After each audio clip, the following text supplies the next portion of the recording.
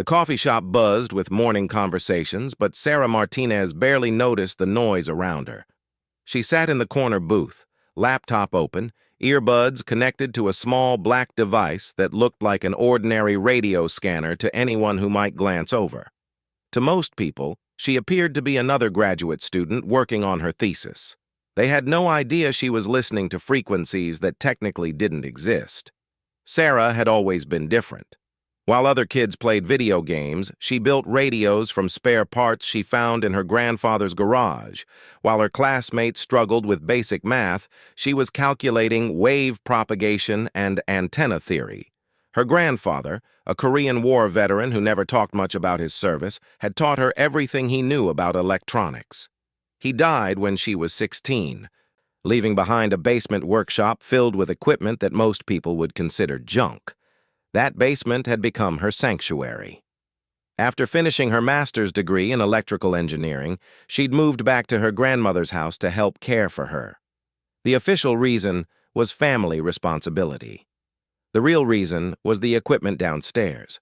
Devices her grandfather had somehow acquired that could monitor frequencies far beyond what civilian scanners could reach.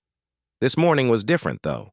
For the past 3 weeks, she'd been tracking unusual transmissions on a frequency that shouldn't have existed. 147 on 832 MHz was officially empty spectrum, allocated to no one. Yet every Tuesday at exactly 0630 hours, she detected brief bursts of encrypted traffic. The signals were too clean to be interference, too structured to be natural phenomena. Sarah adjusted her antenna array and fine-tuned the receiver. The signal came through clearer now, but the encryption was unlike anything she'd studied in school. It wasn't commercial. It wasn't amateur radio. The pattern suggested military origin, but it operated on frequencies that weren't assigned to any branch of service she could identify. More coffee? The waitress appeared beside her table. Sarah looked up, realizing her cup had been empty for over an hour. Please, thank you. The young woman glanced at Sarah's equipment with curiosity. Electronics homework?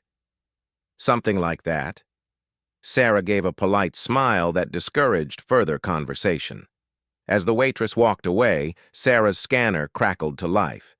This time, instead of encrypted bursts, she heard clear voice traffic. Two people talking in what sounded like normal conversation, except they were using tactical call signs and discussing subjects that made her pulse quicken. Raven 6, this is Shadow 2.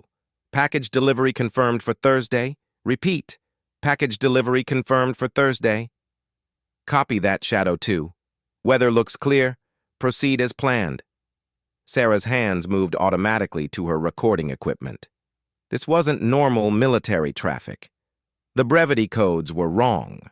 The procedure was too casual for official channels. But the professionalism in their voices suggested these weren't amateurs playing with radios. She'd been monitoring emergency services for years.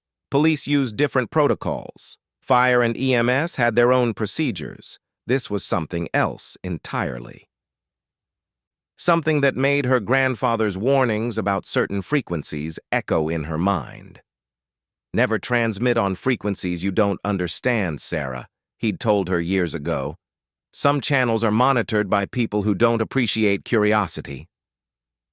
The transmission ended abruptly. Sarah sat back, reviewing what she'd recorded. The voices had been clear, professional, careful. Whatever operation they were discussing, it was planned and organized. The equipment they were using was high quality, probably military grade. She spent the next hour analyzing the signal characteristics. The frequency wasn't just unusual, it was specifically chosen to avoid monitoring by standard equipment. Someone had deliberately selected spectrum that civilian scanners couldn't reach, and that didn't appear on official allocations. Sarah packed up her equipment and drove home, her mind racing with possibilities. In her grandmother's basement, she pulled up frequency allocation charts and cross-referenced them with military communications manuals she'd collected over the years. Nothing matched. That evening, she researched everything she could find about covert communications. Most sources were either too basic or too classified to be useful. But one academic paper caught her attention, a study on frequency selection for clandestine operations. The author was Dr. Michael Torres, a former Air Force communications officer who now taught at the local university. Dr. Torres had written about the challenges of selecting frequencies for sensitive operations. Too high and atmospheric conditions could interfere. Too low, and the signals might propagate too far. The sweet spot was a narrow band of VHF spectrum that provided reliable local communication while remaining invisible to casual monitoring. 147,832 MHz fell exactly in that sweet spot. Sarah made a decision that would change everything. She would try to contact Dr. Torres. If anyone could explain what she was monitoring, it would be someone with actual experience in military communications. The next morning, she arrived at the university early. Dr. Torres's office was in the engineering building, 3rd floor. She found him grading papers, a coffee-stained mug beside a stack of electronics textbooks. "Dr. Torres? I'm Sarah Martinez. I was hoping I could ask you about frequency selection for special operations." He looked up with the expression of a professor who'd heard every possible excuse for missed assignments. "Are you in one of my classes?" "No, sir. I'm here because I've been monitoring some unusual transmissions, and I think you might be the only person who could help me understand them." Dr. Torres set down his pen and studied her face. Something in her expression must have convinced him she was serious. "What kind of transmissions?" Sarah explained what she'd been hearing, carefully leaving out specific details about frequencies or content. Dr. Torres listened without interrupting, his expression growing more serious with each detail. When she finished, he was quiet for a long moment. "Miss Martinez, what you're describing sounds like what we used to call gray channels, frequencies used for operations that require complete communication security. The fact that you can monitor them at all suggests either very sophisticated equipment or some serious operational security failures on their part." "What kind of operations?" Dr. Torres glanced around his office, then stood and closed the door. "The kind that don't officially exist. Military units sometimes need to communicate without leaving electronic fingerprints. They use frequencies that aren't assigned to anyone, equipment that doesn't appear in any inventory, and procedures that aren't written down anywhere." "Is that legal?" "That depends on who's asking and who's answering." He sat back down, his voice dropping to a near whisper.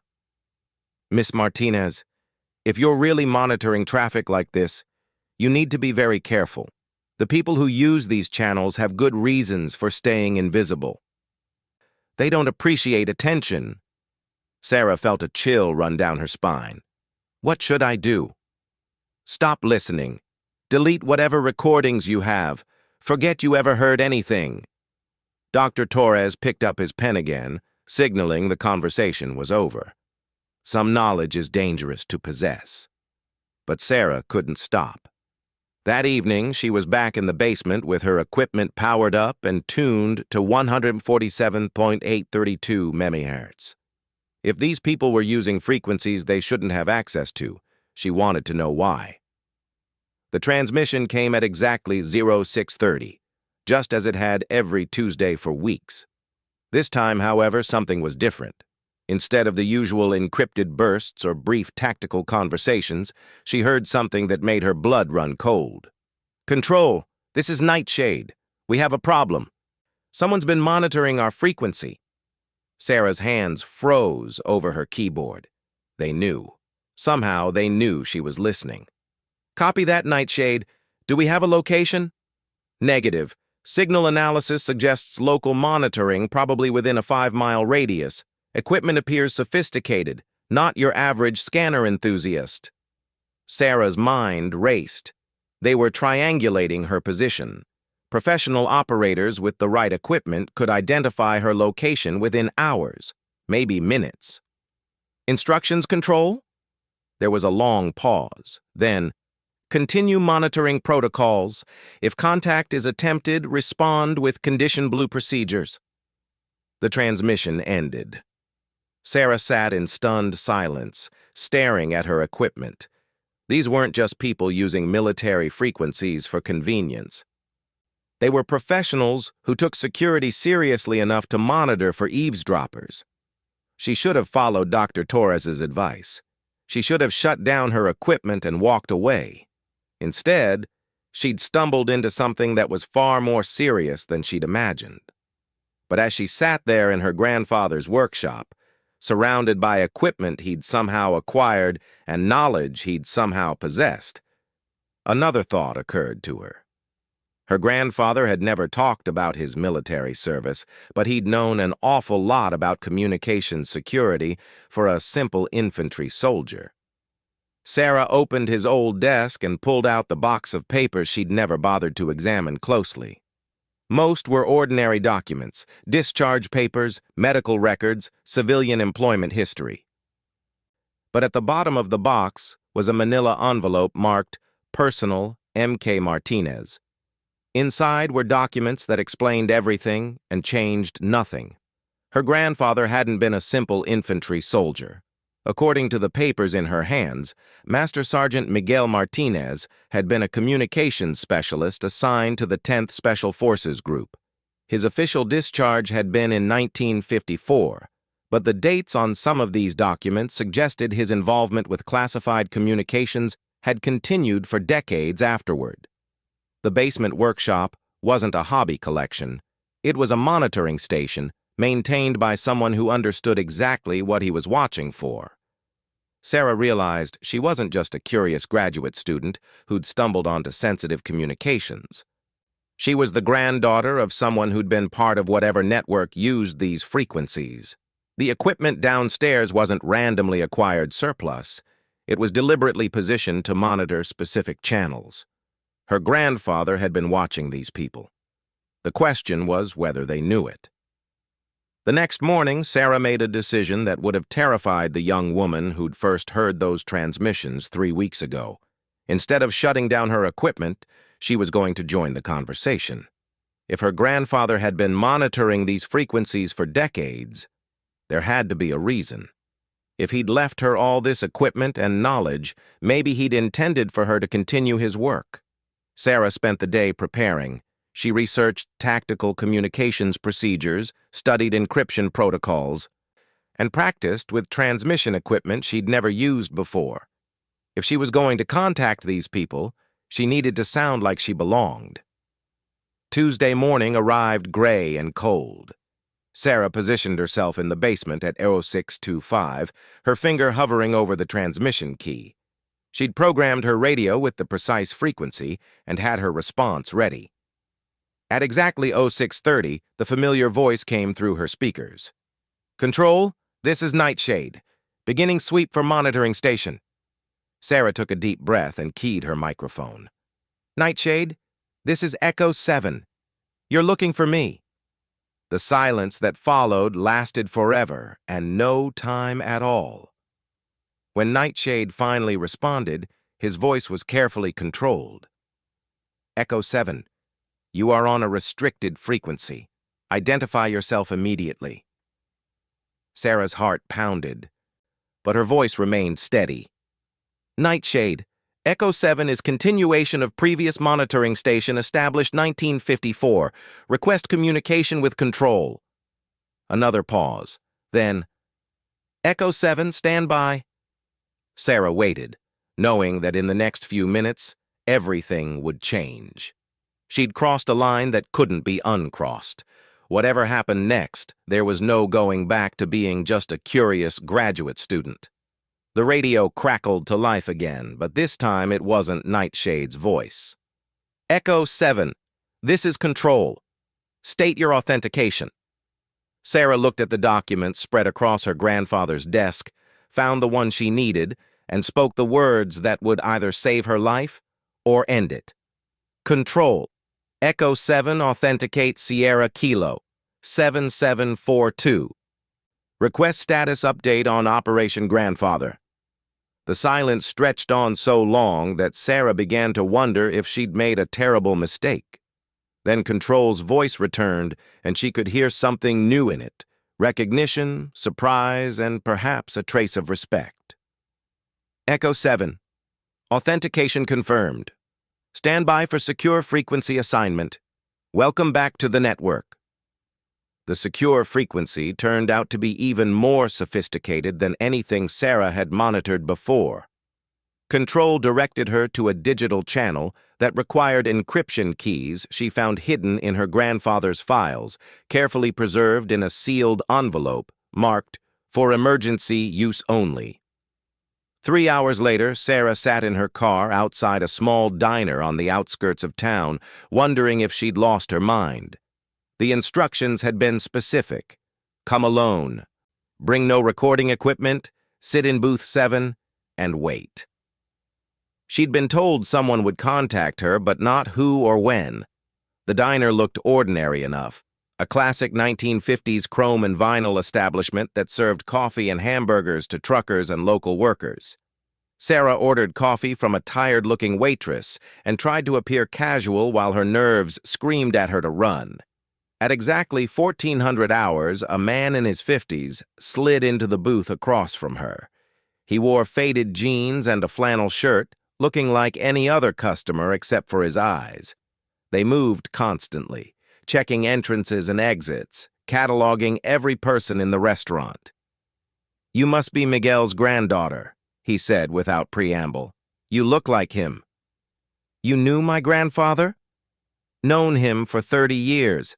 I'm Robert Chen, but you can call me Chen. Miguel talked about you constantly, said you had his gift for electronics and twice his curiosity." Chen's voice carried genuine warmth despite his cautious demeanor.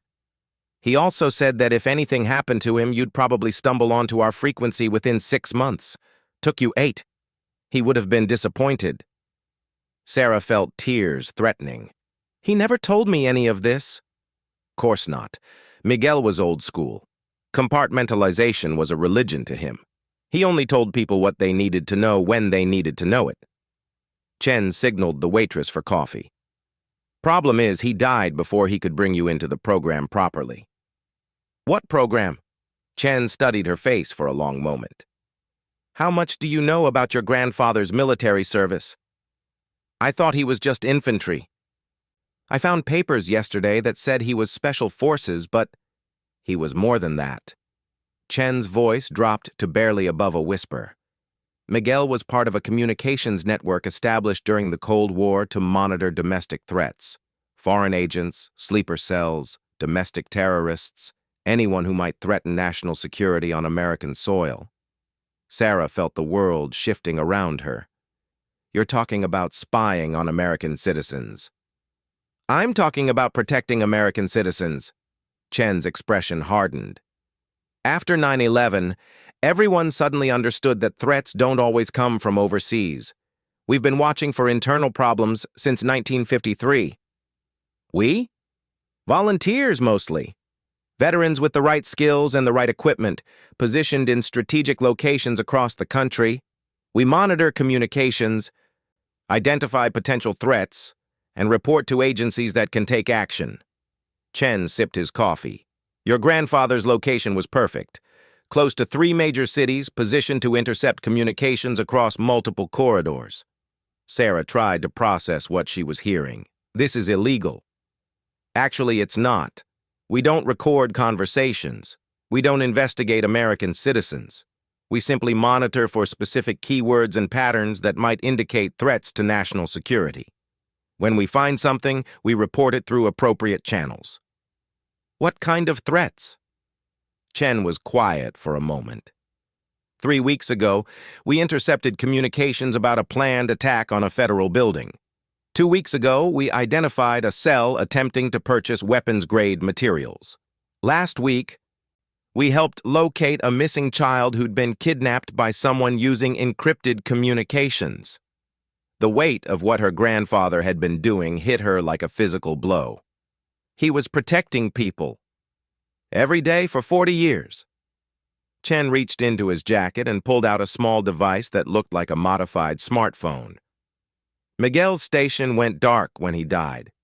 We've been operating with a gap in coverage that's made our job harder. We need someone to take over. Sarah stared at the device. You want me to become a spy? I want you to become what Miguel was, a guardian.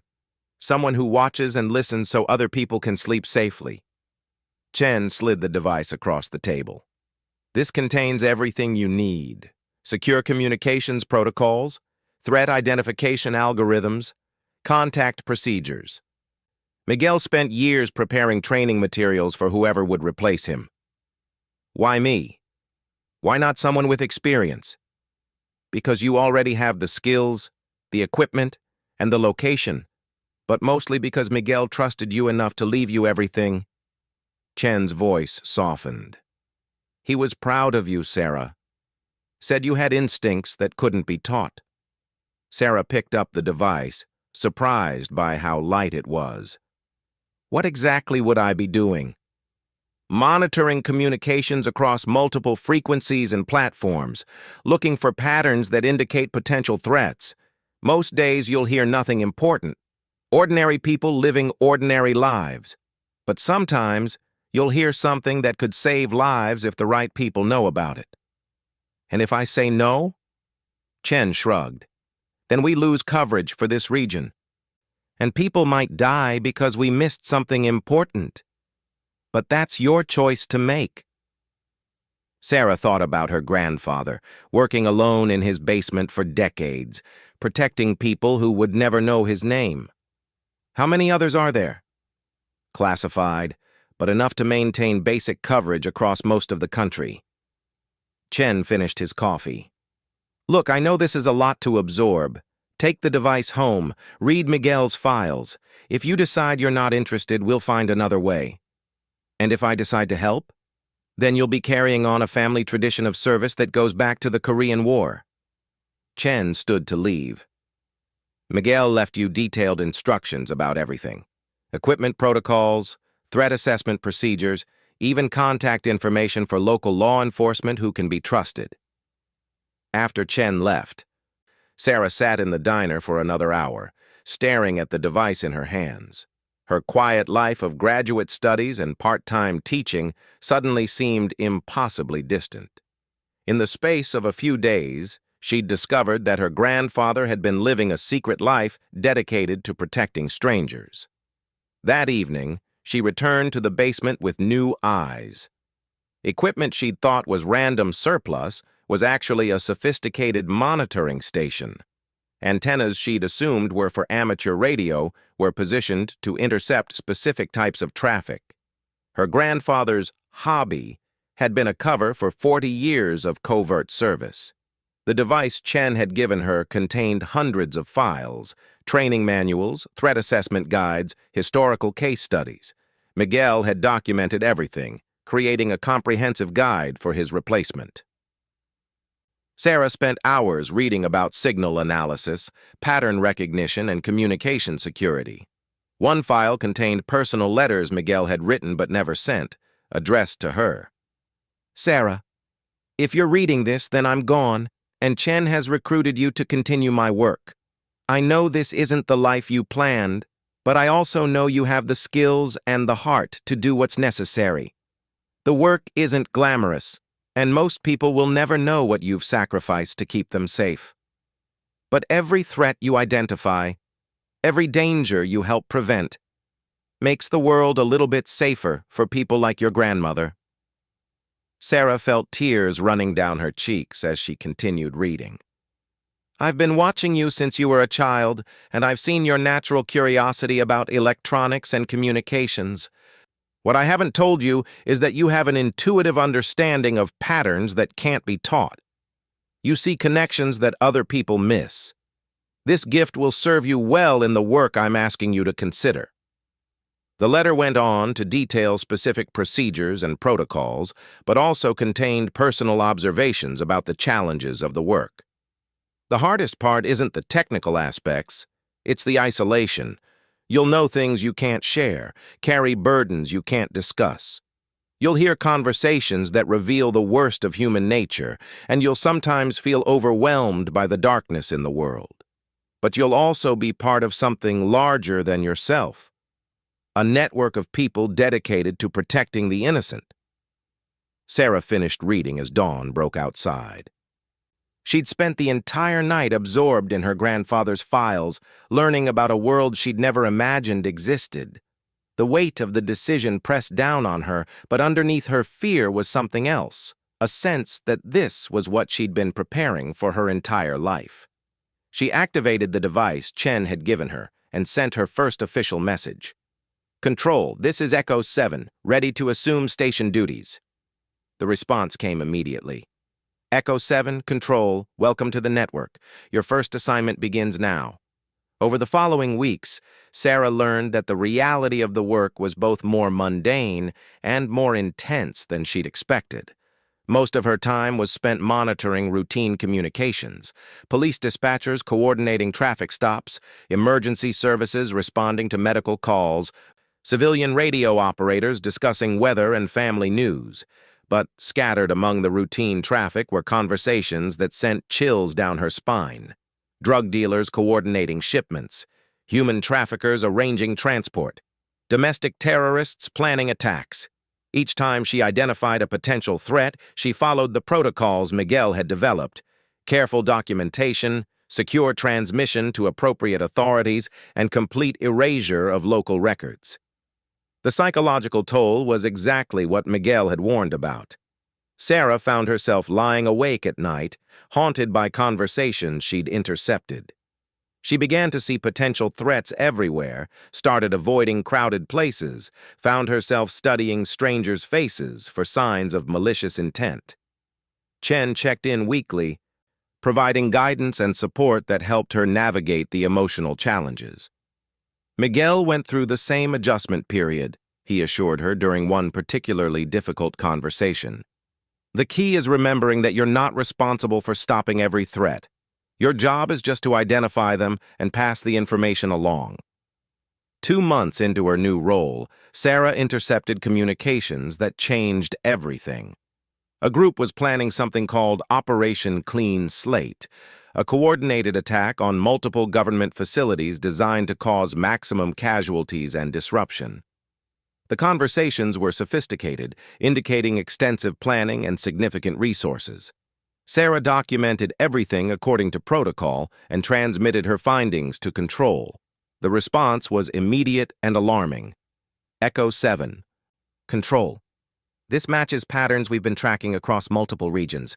Prepare for enhanced security protocols. Copy. Control. What kind of enhancement? Echo 7, you may have identified the operational cell we've been hunting for 6 months. Your station is now classified as critical infrastructure. Expect security consultation within 24 hours. Sarah had barely processed this information when her monitoring equipment detected something that made her blood freeze. Someone was scanning frequencies systematically, looking for hidden transmissions. The scan pattern was professional, methodical. Exactly what she would expect from people trying to locate communications they weren't supposed to know about. The people planning Operation Clean Slate were looking for monitoring stations. They were hunting for people like her. Sarah immediately followed emergency protocols, shutting down all equipment and activating the secure communication device Chen had given her. "Control, this is Echo 7 with emergency traffic." "Go ahead, Echo 7. "Control, I'm detecting active frequency scanning in my area. Pattern suggests hostile intelligence gathering." The pause was longer than usual. When Control responded, she could hear tension in the electronic voice. "Echo 7. Implement Condition Red immediately. Sanitize all equipment and prepare for possible relocation." Sarah's hands moved automatically, following procedures Miguel had drilled into his documentation. She pulled hard drives from computers, cleared memory from radios, and activated electronic scramblers designed to prevent remote monitoring of her equipment. As she worked, she heard vehicles outside, multiple engines, moving slowly through her neighborhood. Sarah killed the basement lights and moved to a window. 3 black SUVs were conducting what appeared to be a systematic search, stopping at houses with external antennas or satellite dishes. They were checking every house that might contain communications equipment. Sarah activated the emergency beacon Miguel had hidden in his desk, sending a coded distress signal that would alert Chen and the network that she was in immediate danger. Then she gathered the most critical files and equipment, loading them into the go-bag Miguel had prepared for exactly this situation. As she prepared to evacuate, Sarah realized that her grandfather's quiet life of service had led to this moment. The network he'd helped maintain for 40 years was under attack by the same people they'd dedicated their lives to stopping. The question wasn't whether she was brave enough to continue his work. The question was whether she was smart enough to survive it. Sarah's emergency beacon had been active for less than 10 minutes when her secure device buzzed with an incoming message. Chen's response was immediate and decisive. Echo 7, safe house activated. Move to Rally Point Beta immediately. Transport en route. Rally Point Beta turned out to be the abandoned gas station 3 miles from her grandmother's house, a location Miguel had designated as an emergency rendezvous in his contingency plans. Sarah loaded her go-bag into her car and drove through back roads, using techniques Miguel had documented for avoiding surveillance. The black SUVs were still in her neighborhood when she left, their occupants systematically checking houses. Sarah realized they weren't just looking for monitoring stations, they were preparing to eliminate them. At the gas station, a nondescript sedan waited with its engine running. Chen emerged from the driver's seat, moving with the fluid efficiency of someone who'd done this before. "Equipment secure?" he asked without preamble. "Critical files and portable gear only, the rest is sanitized." "Good, we need to move. They're hitting monitoring stations across 3 states tonight." Sarah felt a chill that had nothing to do with the evening air. "How many stations?" 12 so far. Some of our people got out, others—" Chen's expression darkened. "Your emergency signal probably saved your life. Miguel built you a damn good escape plan." As they drove through the darkness, Chen explained what the network had learned about Operation Clean Slate. The group wasn't just planning to attack government buildings. They intended to eliminate the volunteer monitoring network first, creating blind spots in surveillance coverage that would allow them to operate freely. "They've been planning this for months," Chen said, navigating through rural roads without GPS or maps. "Someone leaked information about our frequencies, our procedures, even some of our locations." "Someone inside the network?" "That's what we thought initially. But the intelligence is too comprehensive. They know things that no single person in our network would have access to." Chen's hands tightened on the steering wheel. "We think they've been monitoring us the same way we monitor them." The safe house was a farmhouse 40 miles from town, surrounded by fields and accessible only through a single gravel road. To anyone passing by, it looked like an ordinary rural home. Inside, Sarah discovered a sophisticated command center that rivaled anything she'd seen in movies. 4 other people were already there, survivors from monitoring stations that had been compromised earlier in the evening. They looked shell-shocked, moving with the careful deliberation of people who'd escaped something terrible. "Sarah Martinez," Chen announced. "Miguel's replacement at Echo 7. An older woman with graying hair looked up from a bank of computer monitors. "Miguel's granddaughter, I'm Janet Torres, Mike Torres's wife. He told me you'd visited him at the university." Sarah remembered Dr. Torres, the professor who'd warned her to stop listening to the frequencies. "Your husband is part of this?" "Was. They got to him this afternoon." Janet's voice was steady, but Sarah could see pain in her eyes. "Mike was our liaison with local law enforcement. His station coordinated threat reports with FBI and Homeland Security." The weight of what was happening hit Sarah like a physical blow. These weren't abstract targets being eliminated. They were real people with families and lives, killed because they dedicated themselves to protecting others. Chen gathered everyone around a central table covered with maps and communication equipment. Here's what we know. Operation Clean Slate is scheduled for dawn tomorrow. Simultaneous attacks on federal buildings in 12 cities, timed to maximize casualties among government workers. Can't we warn someone? Sarah asked.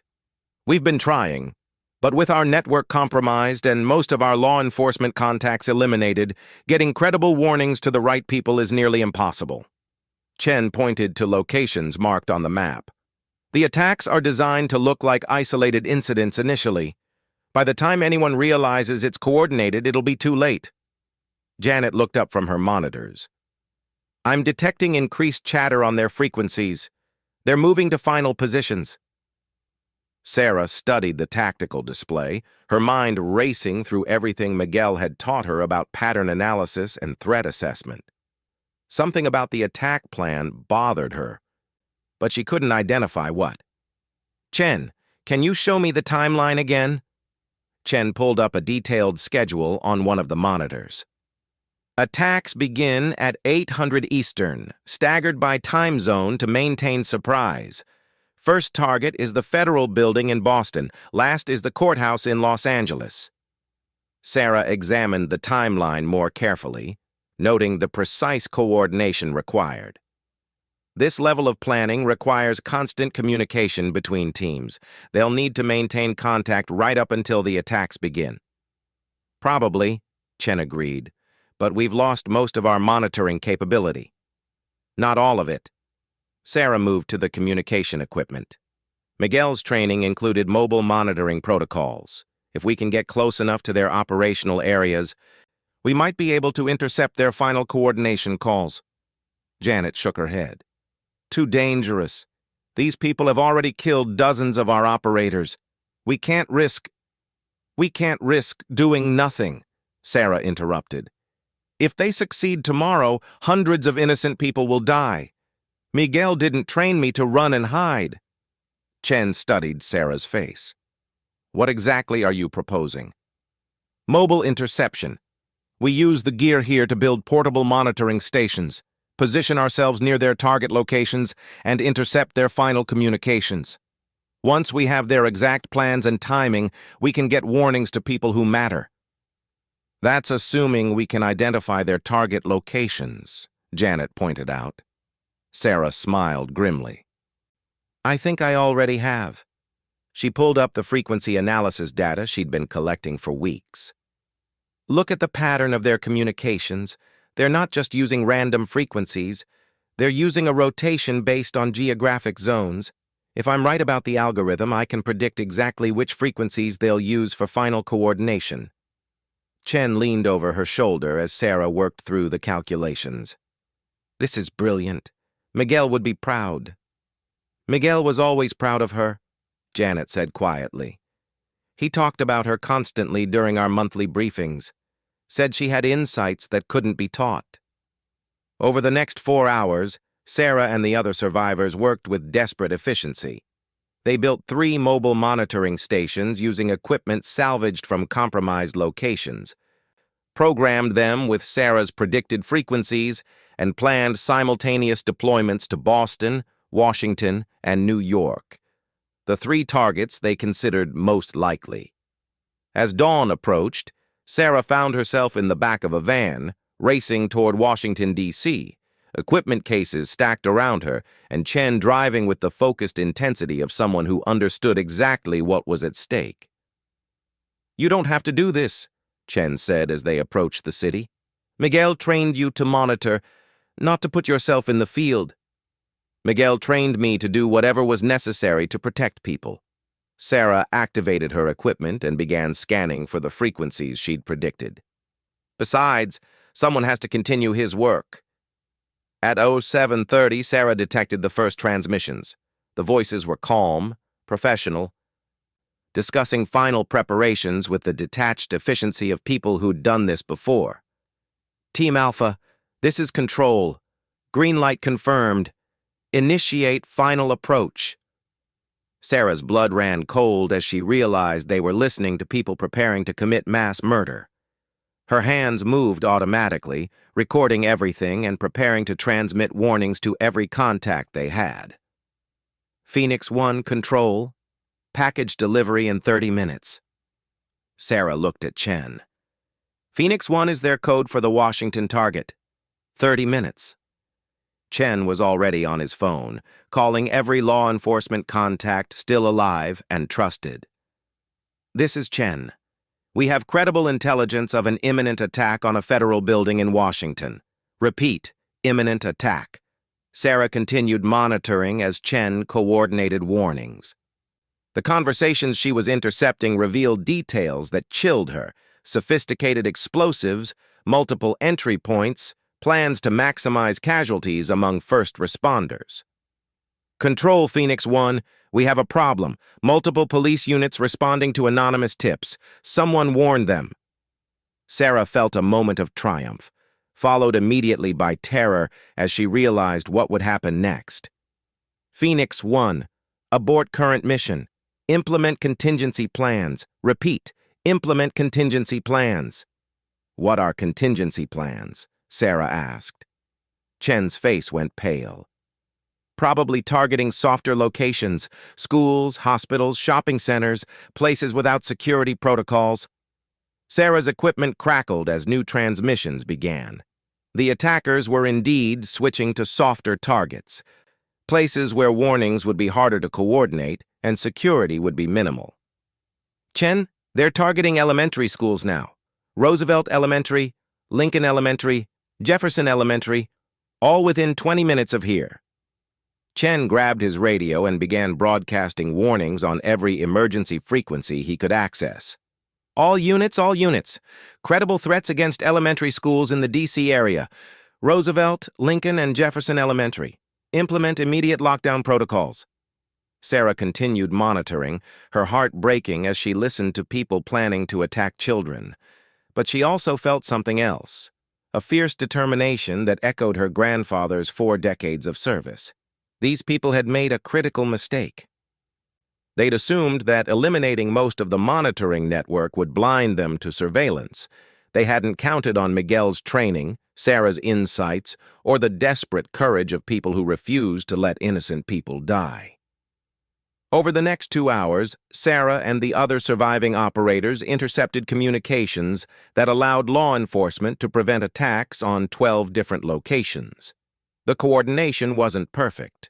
2 small explosions occurred at relatively empty government buildings, causing property damage, but no casualties. By noon, it was over. Local and federal authorities had arrested 37 people connected to Operation Clean Slate, using intelligence provided by the surviving monitoring network. Sarah sat in the van, emotionally drained and physically exhausted, staring at equipment that had helped save hundreds of lives. Miguel would be proud, Chen said quietly. Miguel prepared me for this, Sarah replied. Everything he taught me, everything he left me, it was all for this moment. Chen nodded. The network will need to be rebuilt. New procedures, new frequencies, new security protocols. Someone will need to coordinate that reconstruction. Sarah understood what he was asking. Someone with experience in communication security and pattern analysis. Someone who's proven she can handle the pressure when lives are at stake. Sarah thought about her quiet life of graduate studies and part-time teaching, a life that now seemed impossibly distant. She thought about her grandfather, working alone in his basement for 40 years, protecting people who would never know his name. She thought about the children at Roosevelt Elementary, safe in their classrooms, because someone had been listening when evil people planned to hurt them. When do we start rebuilding? She asked. Chen smiled for the first time since she'd met him. We already have. 3 months later, Sarah sat in a new basement workshop, monitoring frequencies that officially didn't exist and watching for patterns that might indicate threats to national security. The equipment was more sophisticated now, the procedures more secure, the network more carefully compartmentalized.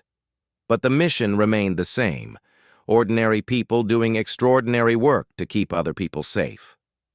On her desk was a photo of her grandfather in his army uniform, young and serious and dedicated to something larger than himself. Next to it was a letter from the principal of Roosevelt Elementary, thanking an anonymous tipster for warnings that had saved the lives of 400 children. Sarah had found her calling, carrying on a family tradition that would probably remain secret forever. She was Miguel Martinez's granddaughter, and she was exactly where she belonged. Late at night, when the monitoring equipment was quiet and the world seemed peaceful, Sarah would sometimes hear her grandfather's voice in the static, reminding her that some knowledge was dangerous to possess, but that some knowledge was even more dangerous to ignore. She was part of something now, connected to guardians across the country who watched and listened so others could sleep safely. It wasn't the life she'd planned, but it was the life she'd been prepared for. Every transmission monitored, every threat identified, every warning delivered made the world a little bit safer. And in the end, that was enough. The frequency remained secure, the network remained vigilant, and Sarah Martinez remained ready to answer when duty called.